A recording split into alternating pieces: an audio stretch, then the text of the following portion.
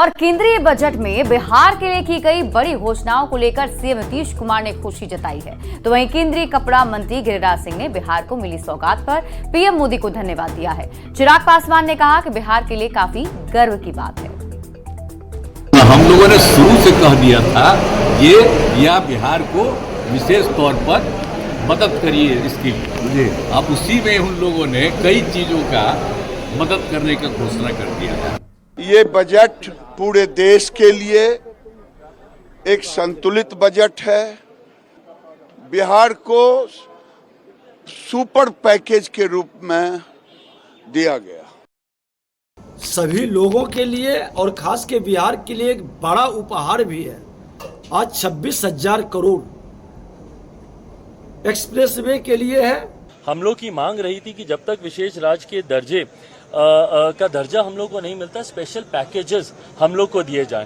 मैं धन्यवाद करूंगा मेरे प्रधानमंत्री आदरणीय नरेंद्र मोदी जी का। मैं धन्यवाद करूंगा हमारी वित्त मंत्री आदरणीय निर्मला सीतारमण जी का कि उन्होंने बिहार को जिस तरीके से स्पेशल पैकेजेस देकर, और मेरे लिए बिहारी होने के नाते खुशी की बात है। और मेरी पार्टी लोक जनशक्ति पार्टी रामविलास ने हमेशा बिहार फर्स्ट बिहारी फर्स्ट के विजन के साथ आगे बढ़ने का काम किया है। इस बजट में बिहार फर्स्ट बिहारी फर्स्ट को भी धरातल पर उतारने के प्रावधान दिए गए हैं।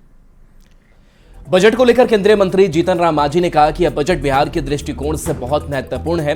उन्होंने कहा कि गया और बिहार के लिए बहुत बड़ा काम हुआ है। आज तक बिहार को इतनी राशि नहीं दी गई थी। बिहार के दृष्टिकोण से ये एक बहुत महत्वपूर्ण बजट है कि आज तक इतनी बड़ी राशि बिहार को नहीं दी गई थी, इतनी बड़ी योजनाओं की सौगात नहीं दी गई थी। और विशेष करके हम तो यही समझते हैं कि जो प्रधानमंत्री जी 16 अप्रैल को गया से आम सभा में कहने का काम किया था, मेरे मांग पर हमारी मांग थी कि माननीय प्रधानमंत्री जी हमारी कड़ाही खाली है, आप बोधगया गया राजगीर कॉरिडोर बना करके गया का एरोड्राम को सुदृढ़ करके और फल्गु नदी में पानी सोने से ला करके इसको अब हमारे कार्य को भर दिया।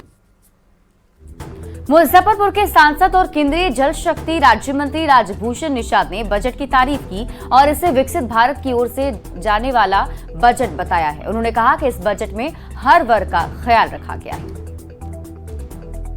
2024-25 विकसित भारत की ओर ले जाने वाला एक बजट है जिसमें समाज के हर वर्ग का ध्यान रखा गया है।